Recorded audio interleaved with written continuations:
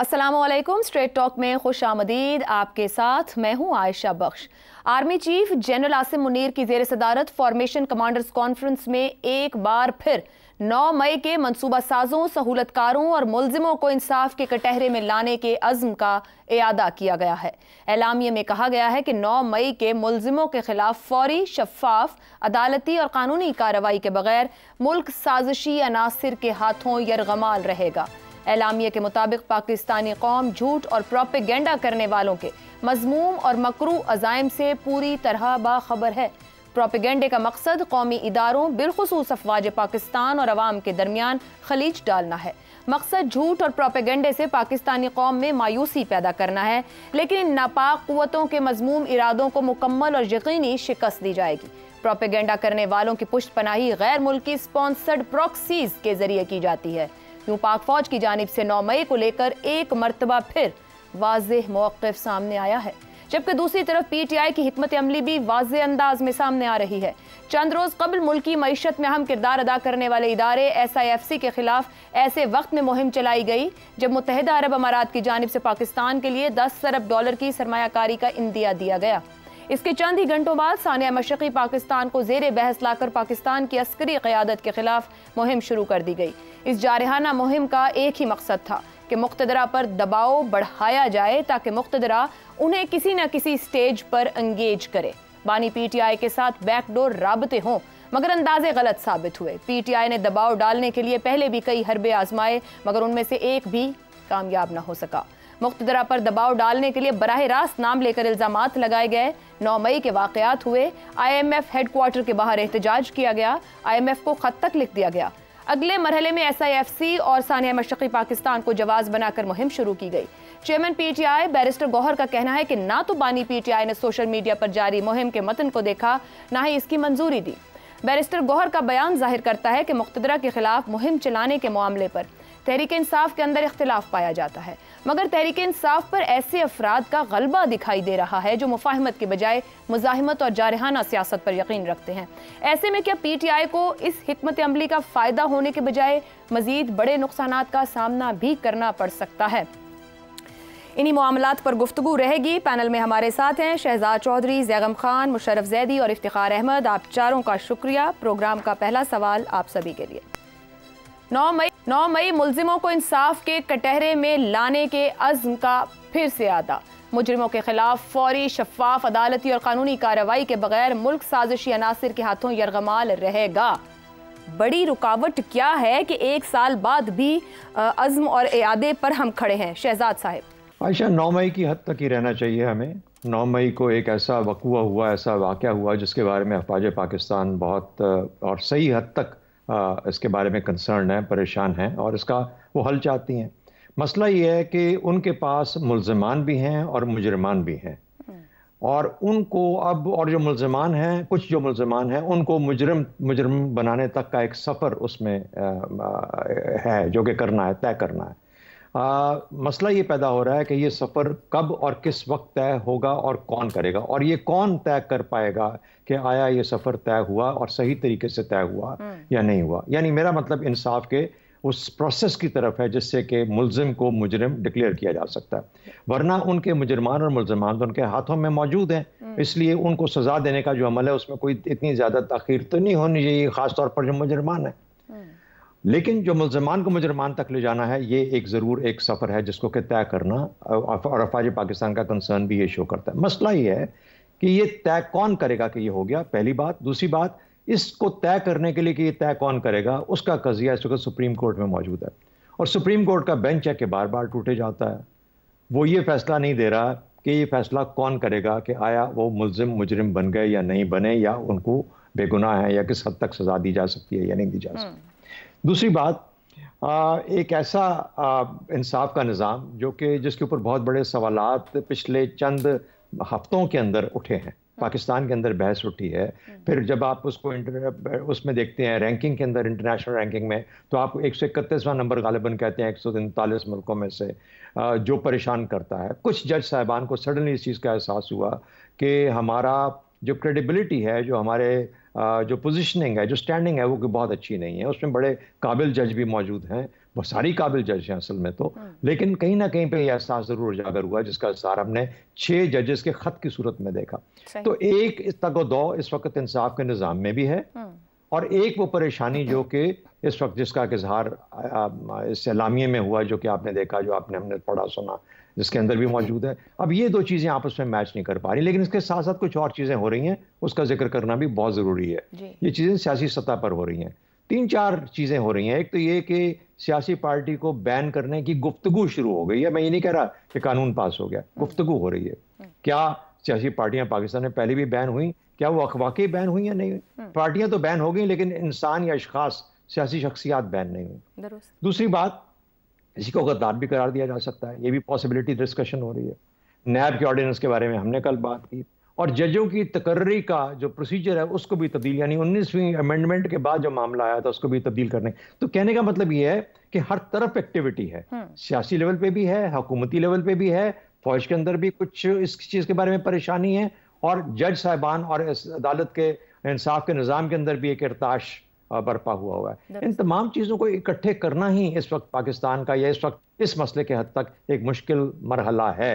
ये ऊंट किस करवट बैठेगा, किस तरीके से हल होगा, ये देखना है। लेकिन एक चीज़ हमें ज़रूर, मुझे कम से कम ज़रूर कहनी चाहिए, पाकिस्तान की जो मिलिट्री सिस्टम है, इसको पाकिस्तान की सियासत के अंदर फरीक नहीं बनना चाहिए। वे कंसर्न्स हैं, और आपका 9 मई का जो वकुआ है वो बिल्कुल एक जायज कंसर्न है, बिल्कुल उसके ऊपर मुल्जिम और मुजरिम दोनों मौजूद हैं, लेकिन उसको एक सियासी पॉइंट ऑफ व्यू से किसी भी शक्ल में, एलामिया की शक्ल, आप अपनी कंसिडरेशन में जरूर देखें, लेकिन एलामिया की शक्ल में उसका इजहार कभी भी नहीं होना चाहिए। इससे बचने की जरूरत है। ठीक हो गया। मुशर्रफ साहब, मुल्क के दाखिली मामलात में मुक़्तदरा का किरदार वाज़ेह है और दिखता भी है। 1 साल से ज़ायद अरसा गुजरने के बावजूद आज फिर 9 मई के मामलात पर सहूलतकारों और मुल्जिमों को सजाएं देने के अज़्म का इरादा है। क्यों ना सजाएं हो सकें? शहजाद साहब ने इंसाफ के सफ़र की बात की, मुल्जिम से मुजरिम तक के। आपको बड़ी रुकावट क्या मालूम होती है? आयशा, देखिए, ये बड़ा गंभीर और बहुत मैं समझता हूँ सीरियस मसला है। इसको बहुत संजीदगी से देखना ज़रूरी है। तो पहले तो, ताकि कोई इबाहम ना रहे और कोई कन्फ्यूजन किसी के दिमाग में ना हो, ये वाज़े करना ज़रूरी है कि 9 मई को जो हुआ वो इस मुल्क के और इस मुल्क के इदारों के ख़िलाफ़ अगर साजिश नहीं तो इसकी तारीख़ में सबसे बेवकूफ़ाना जो है प्रोटेस्ट और अमल था, और उसके ख़िलाफ़ पनिशमेंट हो, अकाउंटेबिलिटी हो, ड्यू प्रोसेस हो, सब चीज़ें होनी चाहिए। जो कोई भी जिम्मेदार था, जो जलाओ गिराओ का जो मसला हुआ, उसकी मुकम्मल इन्वेस्टिगेशन होनी चाहिए, और पूरी हद तक जितना लॉ अलाउ करता है उन लोगों को हमें कैफरे किरदार तक पहुंचाना है। इसमें दो राय नहीं हो सकती। ये पाकिस्तान और उसके इदारों के खिलाफ एक बहुत गुनाहना जो है वो एक्ट था। ख़ास तौर पे एक सियासी जमात का आपकी अस्करी लीडरशिप को तब्दील करने का एक जो जहाँ तक मुझे समझ आई कि इसका क्या मकसद था कि ये प्रेशर क्रिएट किया जाए। अब उसके बाद से जो हुआ है उस पर भी लेकिन मेरा ख्याल है गौर करना ज़रूरी है। कौन सा ऐसा जो है पीटीआई का वर्कर था, चाहे पंजाब में, दूसरे हिस्सों में मुल्क के, लेकिन ख़ास तौर पे पंजाब में, जिसको ऑलरेडी पनिशमेंट ना मिली हो? कौन सा ऐसा एंगल है पीटीआई की एग्जिस्टेंस का, उसके वजूद का, जिसको जो है मतलब मार मार के उसका भुरता ना निकाला गया हो? चाहे वो इलेक्शन सिंबल ना इजाज़त देने की हो, चाहे वो इलेक्शन जो है वो दोनों सूबों में, पंजाब में और केपी में डिले करने की, चाहे वो कि पूरे मुल्क के इलेक्शन जो है वो मुतअद्दिद दफ़ा डिले हुए, चाहे वो कि इलेक्शन के बाद जो 9 फरवरी, 10 फरवरी, 11 फरवरी को हुआ, चाहे वो कि जो रिजर्व सीटें हैं उनका जो है अब जो उनके हकदार थे पीटीआई के उनको ना मिलना। तो ये एक तसलसल है ना इंसाफियों का। अब अगर आज साल बाद, मतलब 1 साल और मतलब महीना होने वाला है, हम अभी भी यही बात कर रहे हैं कि जी कैफरे किरदार तक लाएंगे, अकाउंटेबिलिटी होगी, तो वो कौन सी मैकेनिज्म्स हैं जिनसे अकाउंटेबिलिटी होनी है? वो वही मैकेनिज्म्स हैं जिनका उनके साथ साथ भुरता निकाला जा रहा है उसी वक्त से। अब मेरा किसी जस्टिस अता बंदियाल के साथ, जस्टिस बाबर सत्तार के साथ मेरी इश्यूज पर उनसे या आपकी या किसी पाकिस्तानी की डिस्कशन हो सकती है, डिबेट हो सकती है, डिसएग्रीमेंट हो सकती है, लेकिन हमने ये फैसला कर लिया है कि जब हमारे मिजाज के तहत फैसले आएंगे तो वो सुभान अल्लाह बिस्मिल्लाह दमादम मस्कल अंदर। लेकिन जब वो मेरे मिजाज से या मेरे मूड से या मेरे शौक या लाइकिंग से हट के जो है वो फैसले आएंगे तो फिर जो है पूरे निज़ाम को, अदलिया को बजाते खुद एक इदारे के हम जो है वो उसको तहस नहस कर देंगे। तो मेरा ख्याल है कि आप अकाउंटेबिलिटी की डिमांड्स जो हैं वो मैं कर रहा हूं, वो और कोई फौज करे या ना करे, मैं समझता हूं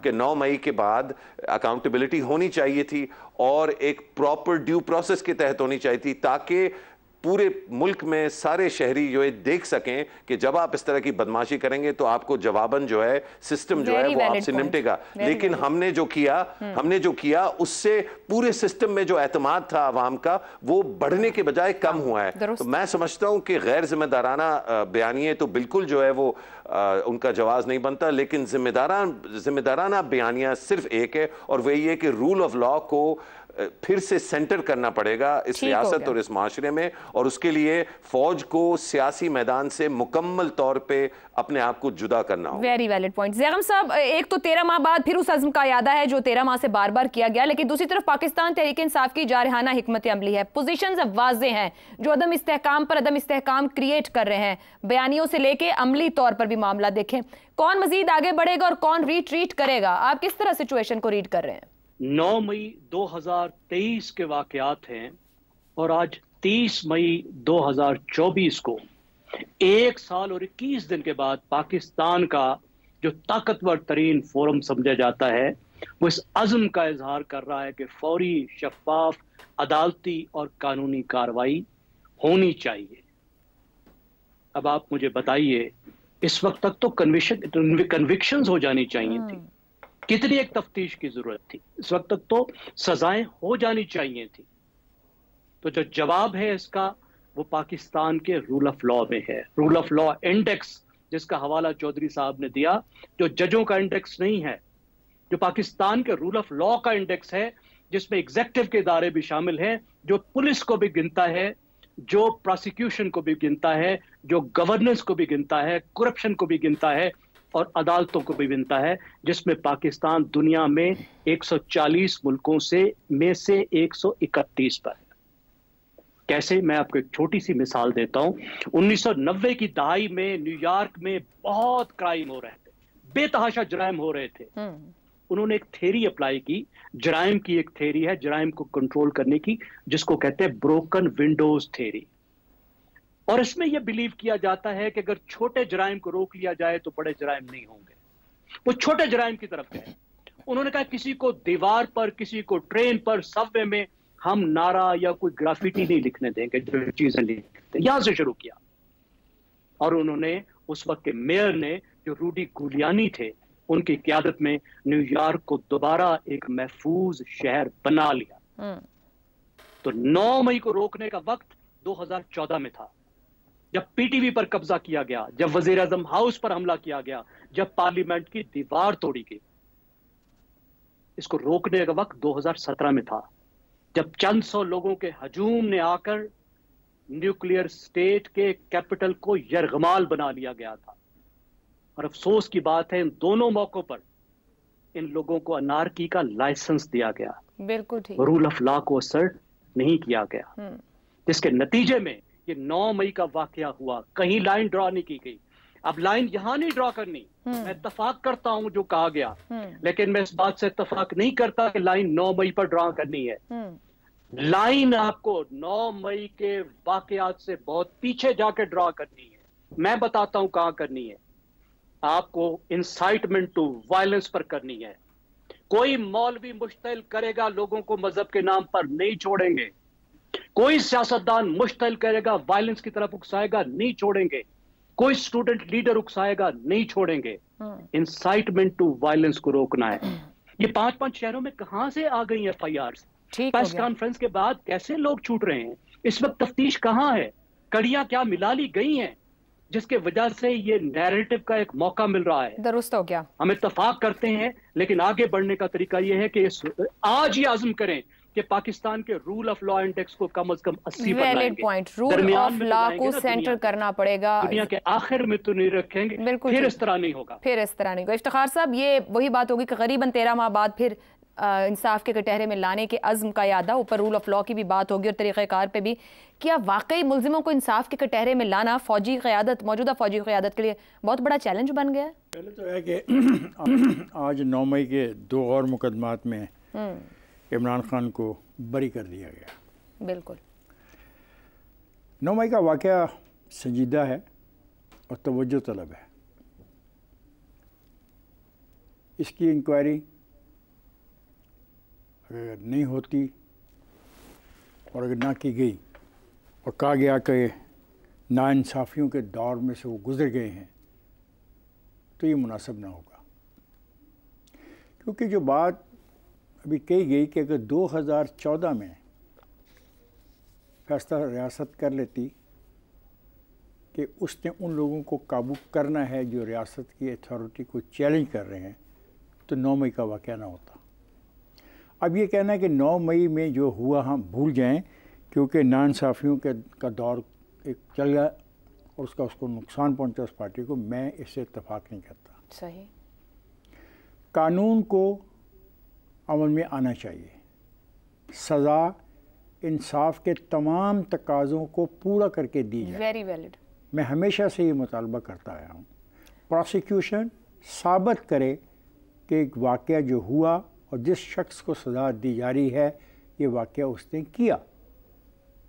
तो मैं तो इस बात में यकीन करता हूँ कि जो ये फ़ौज के अदारे ने आज फिर बैठ के कहा है कि इंसाफ के कटहरे में लाने का अज़म का इरादा किया है, तो फिर इंसाफ के कटहरे में लाने के लिए वो तमाम तकाज़े भी पूरे करने पड़ेंगे कि हम में से हर शख्स को यकीन हो कि जिस किसी को भी सज़ा दी गई वो उसका मुस्तहिक़ था, क्योंकि वो रियासत के ख़िलाफ़ साजिश कर रहा था।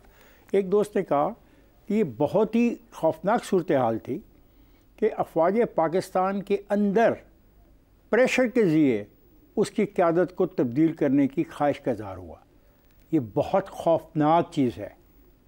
अगर मजमू के ज़रिए फ़ौज की क़यादत में तब्दीली के अमल को तस्लीम कर लिया जाए या वहाँ तक पहुँचने के अमल को तस्लीम कर लिया जाए, तो आज अगर हम इसको भुलाना भी चाहें, जो लोग भुलाना चाहते हैं, तो फिर इस बात की क्या गारंटी है कि आने वाले दिनों में कोई बड़ा मजमा फिर फ़ौज के अंदर अपनी मर्ज़ी की तब्दीली की ख्वाहिश लेके कोई हरकत नहीं करेगा जो 9 मई को हुई। तो इन वजूहात की बिना पर साफ चीज़ सामने आनी चाहिए, जुल्म किसी पे नहीं होना चाहिए, किसी को नाजायज़ सज़ा नहीं मिलनी चाहिए, इंसाफ के तकाज़े पूरे किए जाएँ, प्रोसिक्यूशन साबित करे कि जिसको सज़ा मिल रही है उसको सज़ा मिलनी चाहिए थी। दुरुस्त हो गया जी। एक ब्रेक लेते हैं, ब्रेक से बात करेंगे वज़ीर आज़म शहबाज शरीफ ने दबाव पर यू टर्न लिया तो क्यों लिया, इस ब्रेक के बाद। प्रोग्राम में एक बार फिर खुशामदीद। मुल्क भर में गर्मी की शदीद लहर जारी है। मुल्क के मुख्तलिफ हिस्सों में दर्जा हरारत 50 डिग्री को छू रहा है।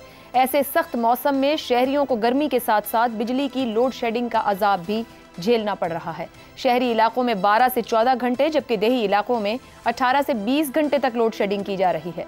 कराची से खैबर तक मुख्तलिफ शहरों में अवाम बेहाल, परेशान और सरापा एहतजाज है। पेशावर और केपी के मुख्तलिफ इलाकों में मुश्तइल हुजूम ग्रिड स्टेशन और डिस्ट्रीब्यूशन कंपनीज के दफातर का घेराव कर रहे हैं। सिंध, जनूबी पंजाब और बलोचिस्तान में भी लोड शेडिंग की वजह से कहीं हड़ताल तो कहीं एहतजाज की खबरें हैं। ऐसे में वफाकी वजीर तवानाई अवैस लगारी ने खुला एतराफ़ करते हुए कहा है कि लाइन लॉसेज कम होने तक लोड शेडिंग जारी रहेगी। लेकिन वजीर तवानाई ने यह नहीं बताया कि लाइन लॉसेज कम कौन करेगा, किसकी जिम्मेदारी है।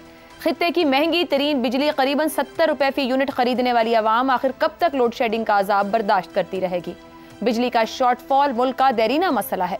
दुनिया भर में बिजली पैदा और डिस्ट्रीब्यूट करने के जदीद और सस्ते जराए आ चुके हैं, मगर हमारे यहाँ आज भी लाइन लॉसेज, बिजली चोरी, दहाइयों पुराने ट्रांसमिशन एंड डिस्ट्रीब्यूशन के मसाइल जूं के तू मौजूद हैं।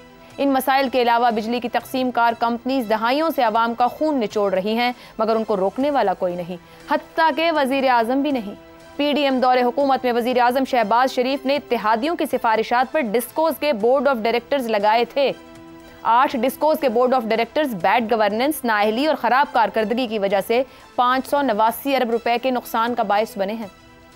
वजीर आजम ने चंद रोज पहले इन डायरेक्टर्स को ओहदों से हटाने का फैसला किया। काबीना कमेटी ने वजीर आजम के फैसले की तौसीक भी कर दी। फैसले से IMF को भी आगाह कर दिया गया, मगर अब वजीर आजम ने सियासी दबाव की वजह से बोर्ड ऑफ डायरेक्टर्स को फारिग करने के फैसले पर अमल दरामद रोक दिया है। एक तरफ वजीर आजम शहबाज शरीफ खुद ये कह रहे हैं कि अगर आधी बिजली चोरी भी रोक ली तो हम कशकोल तोड़ सकते हैं, तो दूसरी तरफ वजीर आजम को अपने ही किए गए फैसलों से पीछे हटना पड़ रहा है। ऐसे में अहम सवाल यही है कि क्या हुकूमत लाइन लॉसेस, बिजली चोरी, डिस्कोज माफिया की ब्लैकमेलिंग और डिस्ट्रीब्यूशंस के पुराने निज़ाम को तब्दील करने जैसे बड़े चैलेंजेस का मुकाबला कर पाएगी, या फिर वजीर तवानाई की तरह इतराफ़ जुर्म करके हाथ पर हाथ रखकर अवाम का तमाशा देखेगी। इसी पर सवाल रखेंगे। सवाल इस तरह से, माफिया दबाव, वजीर आजम ने 589 अरब के नुकसान का बायस बनने वाले 8 डिस्कोज के बोर्ड ऑफ डायरेक्टर्स को फारिग करने का फैसला रोक दिया। अवाम लोड शेडिंग से बहाल, क्या वजीर आजम बिजली चोरों के साथ भी इसी सख्ती से निपटेंगे? इफ्तिखार साहब, कोई हल है इन मामलात का? सिर्फ दावे दावे दावे, 1.5 दहाई से ज़ायद तो हमें बिल्कुल सामने सामने दिखता है। मामलात मसाइल वही हैं, बातें दावे भी वैसे ही हैं, हल कोई नहीं है। मैं तो हैरान इस बात का कि लोड शेडिंग हो रही है तो हमने किस चीज़ के पैसे देने हैं IPPs को? मतलब अगर वो बिजली ही प्रोड्यूस नहीं कर रहे तो किस चीज़ के पैसे हम उनको दें? सर, ना भी जो नहीं भी प्रोड्यूस कर रहा है उसको भी 18 रुपए के हिसाब से दिया जाता है, जो 1 यूनिट प्रोड्यूस ना करे। वो कह रहा हूँ ना, ये जो सारा खेल ही गलत है। ये बुनियादी तौर पे पाकिस्तान का जो मसाला बन गया है वो मसला बहुत ही ख़राब है, वो है IPPs का। और अब आपने मुझे डरा दिया कि कुछ लोगों को निकालने का फ़ैसला किया गया, अब डर के मारे उनको निकाला नहीं जा रहा। और यार, ये हुकूमत चलाता कौन है? वज़ीर आज़म। ये को 5-6 माफियाज हैं जो इस मुल्क में छाए हुए हैं। ये पैसे वाले अरबपति खरबपति लोग ही फैसले करेंगे अपनी मर्ज़ी के, और ये मसला और गंभीर होता जाएगा। देखें, इससे वफाक को भी नुकसान पहुंच रहा है। ये बहुत अहम मसला खड़ा हो रहा है। अगर बिजली नहीं मिल रही और बिल लिए जा रहे हैं तो फिर लोग ये सोचेंगे कि हम बिल क्यों दें। और लाइन लॉसेस की जो बात की जा रही है उसका अजीब जवाब पेश किया गया कि ये लोड शेडिंग तब तक जारी रहेगी जब तक लाइन लॉसेस कम नहीं होंगे। क्या तरीक़ाकार है? तो मैं पहले भी तजवीज़ कर चुका हूँ, मैं आज फिर तजवीज़ करता हूँ कि ये सब कुछ अब इनके बस की बात नहीं। इस सब चीज़ को आउटसोर्स कर दें, मान जाए हमारी बात। तो फैसले लेके पीछे हट जाते हैं क्या? नहीं, फैसला मैं तो हैरान हूँ, आपने मुझे डरा दिया। पता नहीं आपका लफ्ज़ मुनासिब भी है या नहीं। हाँ, रोक दिया है, फैसला रोक दिया है। ये तो आपने तो तासर शायद ऐसे दिया कि शायद वो फैसले से पीछे हट गए हैं। हट नहीं गए, रोक दिया गया है। सोच रहे हैं कुछ और सोचें। मुमकिन है कि कितने हैं ये अपना 8 हैं, तो कुछ के बारे में फ़ैसला कर लिया जाए कि हाँ इनको रखना है, और कुछ के बारे में फ़ैसला किया जाए नहीं रखना। तो खुदा का खौफ करो मियां साहब, क्यों ये सब खेल कर रहे हो? कब तक ये खेल चलेगा? अभी गंदम का खेल लोग भूले नहीं और एक खेल और शुरू हो गया, और सुना है कि चीनी का खेल भी आने वाला है। हो गई एक्सपोर्ट की मंजूरी। ठीक है जी, हो गई जी। जैगम साहब, आपसे सवाल है कि डिस्कोज लगाने का जो लगाए, पहले तो लगाए खुद से, फिर उनको उनकी जो रिपोर्ट आई उस पर 589 अरब का नुकसान हटाने का फैसला, गुस्से पीछे हट गए। ये कंपनीज, ये माफियाज इतना ताकतवर कैसे हैं कि वजीर आजम को भी इतने आराम से ब्लैकमेल कर लेते हैं? क्या वजीर आजम साहब जो हैं इन सबसे अलग हैं? आपने खुद कह दिया कि ये जो बोर्ड के डायरेक्टर्स हैं वजीर आजम साहब ने लगाए थे। जी, PDM दौर। तो क्या उन्होंने अपने दुश्मनों को लगाया था? ढूंढ के नालायक लोगों को लगाया था? हुकूमत करते उनकी उम्र गुजर गई, जवानी में दाखिल हुए थे तो हुकूमत में आए थे वो, और बुढ़ापे की आखिरी हदूद को छोड़ रहे हैं तो वो हुकूमत में हैं। उन्होंने इन लोगों को क्यों लगाया था? अब वो कहते हैं कि नत्था सिंह की जगह प्रेम सिंह आएगा तो सब कुछ तब्दील हो जाएगा। हजूर, नत्था सिंह भी आपका था, प्रेम सिंह भी आप ला रहे हैं। मुझे जितना यकीन नत्था सिंह पर था उतना ही यकीन प्रेम सिंह पर है, और उससे ज्यादा यकीन आप पर है। 2000 अरब रुपए के सालाना जुर्माना जो एक्स्ट्रा कैपेसिटी आपने ठोक दी आपकी पार्टी की हुकूमत ने, वो ये गरीब कौम दे रही है। वो गरीब आदमी जो बच्चे को 18 रुपए की चॉकलेट नहीं खिला सकता, वो बिजली के हर यूनिट के साथ 18 रुपए का जुर्माना दे रहा है। कि आप हिसाब करने को तैयार नहीं थे कि मुल्क को बिजली की कितनी जरूरत है। ये कोई डैम नहीं लग रहे थे जिनको 10 साल चाहिए थे। ये पुराने बिजली घर थे जो उठा के उधर से इधर लगाने थे, 6 महीने का काम था। तो क्या हिसाब लगाना इतना मुश्किल था? आपने कहा कि ये पहले लगा देते हैं, फिर इंडस्ट्रियां आएंगी, फिर बड़ी तरक्की हो जाएगी। क्या आप इतने ही भोले हैं या इसके पीछे कुछ और बात थी?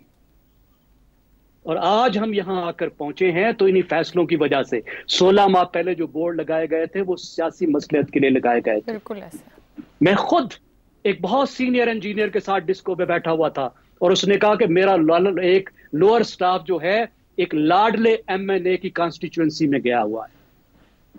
ये किया गया है। ठीक। उस बिजली के सेक्टर के साथ जो गले पड़ चुका है, जो टाइटैनिक कॉम को लेकर डूब रहा है, अब वो शहजादे कहते हैं कट के दिखाओ, लेकिन उनको कट भी देंगे तो इनको भी लेकर भी आएंगे। जब तक रिफॉर्म का माइंडसेट आपका नहीं होगा तो सब कुछ कैसे बदलेगा? तो मुझे तो इस वक्त उम्मीद नहीं है। जिस दिन कुछ करेंगे, जिस दिन चंद चढ़ेगा तो मैं मानूंगा। ठीक है, ब्रेक के बाद शहजाद साहब और मुशर्रफ साहब की राय आपके सामने रखेंगे।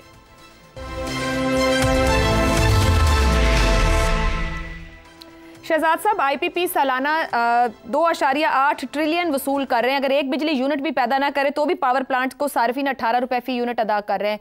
क्या मसला है कि हम रिविजिट नहीं कर सकते इन मामलात को? IPPs को, डिस्कोस के ऊपर हम काबिल लोग नहीं लगा सकते? किधर मसला दिखाई देता है आपको? देखिए, पाकिस्तान के बिजली का निज़ाम और इंसाफ का निज़ाम तकरीबन एक ही जगह पे खड़े हैं। चलो, इससे आप अंदाज़ा लगा लीजिए कि बैंकरप्सी का आलम कहाँ से कहाँ पे है। ये सब बात कर रहे हैं ना, ये बिजली के निज़ाम में क्या खराबी है, सबको पता है, हर एक चीज़ पता है।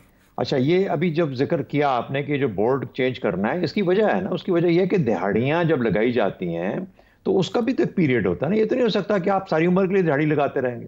यही लोग जो कि रिश्तेदार, दोस्त और अहबाब हैं शहबाज शरीफ साहब के और उनके दोस्तों के और उनके साथियों के, उनको बोर्ड ऑफ डायरेक्टर्स में लगाया गया। कब? 2 साल पहले, अप्रैल से लेकर नवंबर 2022 तक। तो 2 साल तो पूरे होने वाले हैं। अब जाहिर है कि अगले लोगों ने बारी मांगी है कि अब हमारी बारी आनी चाहिए। तो इस वजह से उसके अंदर ये मसला आ रहा है कि या हुकूमत कायम रखें, या अपने दोस्तों को खुश रखें, या बिजली के निज़ाम को किसी इसके होना भी कुछ नहीं है। बोर्ड ऑफ डायरेक्टर्स का तो मसला ही नहीं है। 3300 अरब का आपका खांचा है बिजली के निज़ाम के अंदर, 3300 अरब। उसमें से हम सिर्फ 589 की बात कर रहे हैं। ऐसा है ट्रक की बत्ती के पीछे लगाने का अंदाज। भूल जाओ 3300 अरब को। आप क्या बातें करती हैं कि हम कैसे ठीक कर पाएंगे? वो जो 2800 अरब में से पता नहीं कितने और किस किस की जेब में जा चुके हैं। चीन को भी तो खुश रखना है साथ साथ। हमारे फैसलों में बेईमानी थी, हमारे किरदार में बेईमानी है और हमारे अमल में बेईमानी। दुरुस्त हो गया। मुशर्रफ साहब, ना लाइन लॉसेस रुकते हैं, ना बिजली चोरी रुकती है, ना डिस्ट्रीब्यूशन सिस्टम अपग्रेड होता है, ना हम IPPs को रिविजिट कर पाते हैं, ना हमें काबिल लोग मिलते हैं डिस्कोस चलाने के लिए। फौज इस्तेमाल की नवाज शरीफ ने 2 अदवार में। हमें क्यों समझ में नहीं आ रही, या हम जानबूझ के जालिमाना सियासत कर रहे हैं अवाम के साथ? इसका तो बहुत आसान हल है और 100% इसका जवाब यही है जो आपने फरमाया आखिर में, कि ये एक मिली भगत है पाकिस्तानी अशराफिया के दरमियान।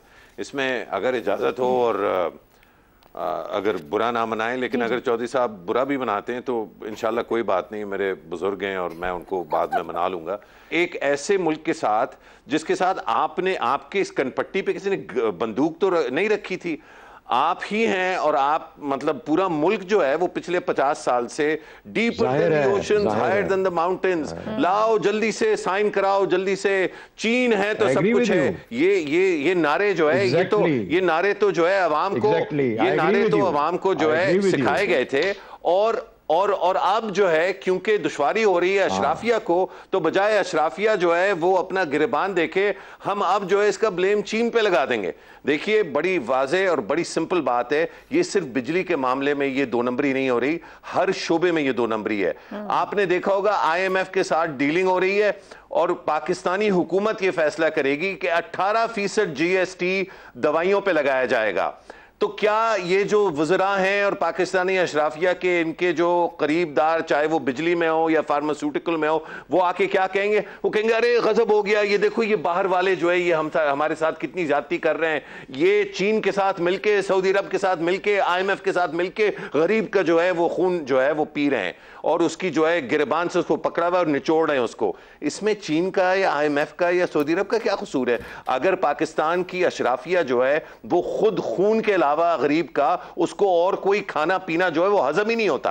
आप देखिए कि इस वक्त शरह सूद क्या है और किस बेदर्दी से प्राइवेट बैंकों से हुकूमत पैसे जो है बोरो कर करके जो है अपना खर्चा चला रही है और किस बेदर्दी से उन बैंकारी के जो मुनाफे हैं उसकी बिना पे बैंक्स जो हैं उनकी पार्टी लगी हुई है। पाकिस्तानी अशराफिया कसूरवार है। प्रोग्राम का टाइम खत्म हुआ। मजमूई तौर पर गुफ्तगू हुई बिजली के निजाम और इंसाफ के निजाम को लेकर, तो बिल्कुल दुरुस्त कहा। कितनी जालिम सियासत है हमारी हुकूमतों की कि 25 करोड़ अवाम का खून निचोड़ते हैं और शर्माते भी नहीं है। आज के प्रोग्राम से इतना ही, इजाजत दीजिए। अल्लाह हाफ़िज़।